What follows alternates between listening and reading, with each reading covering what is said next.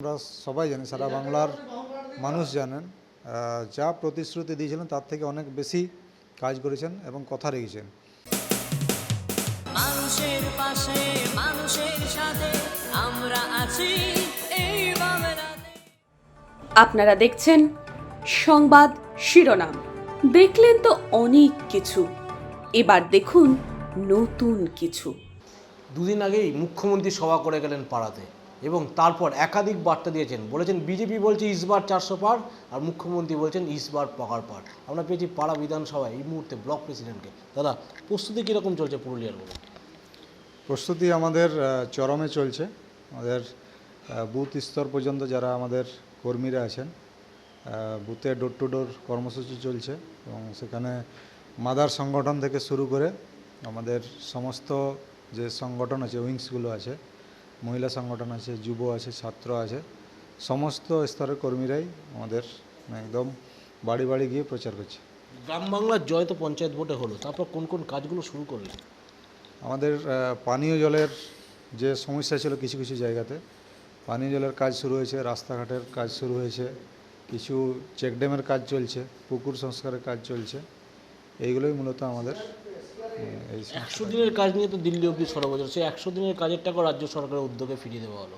অপরদিকে লক্ষ্মীর ভাণ্ডার 500 থেকে 1000 হলো। বিধানসভার পর থেকে একাধিক নির্বাচনে যেটা সাফল্য এনেছিল। লোকসভায় কতটা আশাবাদী এই সাফল্য অব্যাহত থাকবে? দেখুন, বিগত পঞ্চায়েত নির্বাচনে যেভাবে আমরা সাফল্য পেয়েছি, দিদির যা উন্নয়ন সারা বাংলা জুড়ে, লক্ষ্মীর ভাণ্ডার থেকে শুরু করে রূপশ্রী, কন্যাশ্রী, জয় বাংলা, আমাদের এই এরিয়াটা মূলত SC ST ডোমিনেটেড এরিয়া। তো সেক্ষেত্রে আমাদের এই ব্লকটাতেই শুধুমাত্র আমাদের 3700 যারা জয় বাংলা এবং জয় জোহার পেনশন পান, সেরকম বেনিফিশিয়ারির সংখ্যা হচ্ছে 3700। তারপর লক্ষ্মীর ভাণ্ডার আছে, লক্ষ্মীর ভাণ্ডার 47,000 শুধুমাত্র এই পাড়া ব্লকটাতেই পাচ্ছেন। প্রতিবন্ধী ভাতা পাচ্ছেন 4000-এর মতো। তারপর রূপশ্রী আছে, রূপশ্রী যে প্রকল্পটা সেটা খুবই এফেক্টিভ হয়েছে আমাদের এই এরিয়াতে।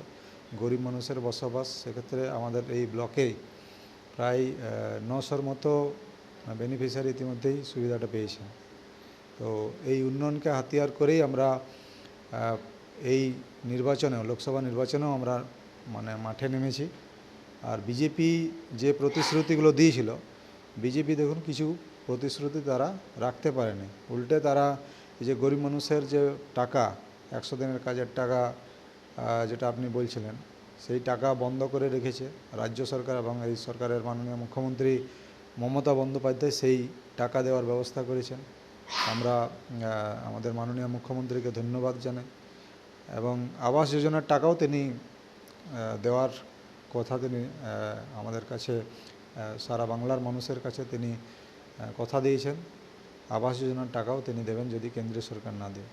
একদিকে যখন অভিষেক ব্যানার্জি বলছেন যেই প্রার্থী হোক না কেন আগে কাজের খতিয়ান দেখে তাকে ভোট দেবেন, অপরদিকে 2019-এর দিকে যদি তাকানো যায়, 2019-এর ফলাফল কিছুটা হলেও আপনাদের খারাপ হয়েছে। সেই ভুলটা কি শোধরানো সম্ভব হচ্ছে 2024-এ? অবশ্যই। আমরা দেখুন, 2019-এর লোকসভা যে নির্বাচন, তারপর বিধানসভা নির্বাচন হয়েছে।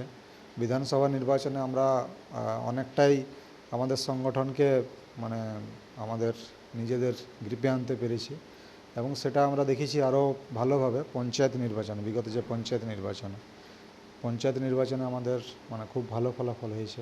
আগামী লোকসভা নির্বাচনেও আমরা আশা রাখছি মানুষের যে আশীর্বাদ, সেই আশীর্বাদ আমরা কাজের নিরিখে, উন্নয়নের নিরিখে নিশ্চয়ই মানুষ আশীর্বাদ করবেন আমাদের। লোকসভার আগে দুজনের প্রতিশ্রুতি, মুখ্যমন্ত্রী প্রতিশ্রুতি দিচ্ছে ডিসেম্বরের মধ্যে বাংলা আবাস যোজনার টাকা ফিরিয়ে দেওয়া হবে সাধারণ মানুষের মধ্যে।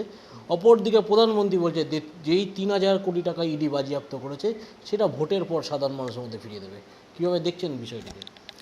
দেখুন, দিদি যা প্রতিশ্রুতি দিয়েছেন আমরা সবাই জানি, সারা বাংলার মানুষ জানেন, যা প্রতিশ্রুতি দিয়েছিলেন তার থেকে অনেক বেশি কাজ করেছেন এবং কথা রেখেছেন। আমরা সেদিক থেকে যদি বিজেপির যে প্রতিশ্রুতি দিয়েছিলেন, সেই প্রতিশ্রুতি কিন্তু আমরা সারা বাংলা কেন সারা ভারতবর্ষের মানুষ দেখতে পাচ্ছেন যে বিজেপি যা প্রতিশ্রুতি দেয় সেই প্রতিশ্রুতি কিন্তু তারা রাখে না। পাড়াবাসীর উদ্দেশ্যে কি বার্তা দেবেন? পাড়া বিধানসভা এবং পাড়া ব্লকের সমস্ত ভোটারদের কাছে আমার আবেদন, আপনারা সকলেই দিদির যে উন্নয়ন সেই উন্নয়নের পাশে থাকুন, দিদির হাতকে মজবুত করুন এবং বিজেপি যেভাবে চক্রান্ত করছে, উন্নয়নকে স্তব্ধ করার চেষ্টা করছে, তার বিরুদ্ধে আপনারা গণতান্ত্রিকভাবে জবাব দেবেন, এটাই আবেদন। একদিকে যখন মাননীয় মুখ্যমন্ত্রী বলছেন যে বাংলা কারোর কাছে মাথা নত করবে না, অপরদিকে দলের কর্মীরা তারা বলছেন যে দিদির উন্নয়নকে আরও এগিয়ে নিয়ে যাওয়ার জন্য এবং দিদির হাতকে শক্ত করার জন্য আসন্ন লোকসভা নির্বাচনে পুরুলিয়াবাসীকে তিনি বার্তা দিচ্ছেন যে জোড়া ফুল চিহ্নেই ভোট দেওয়ার জন্য। মানুষের পাশে মানুষের সাথে আমরা আছি এই বাংলাতে। আপনারা দেখছেন সংবাদ শিরোনাম। দেখলেন তো অনেক কিছু, এবার দেখুন নতুন কিছু।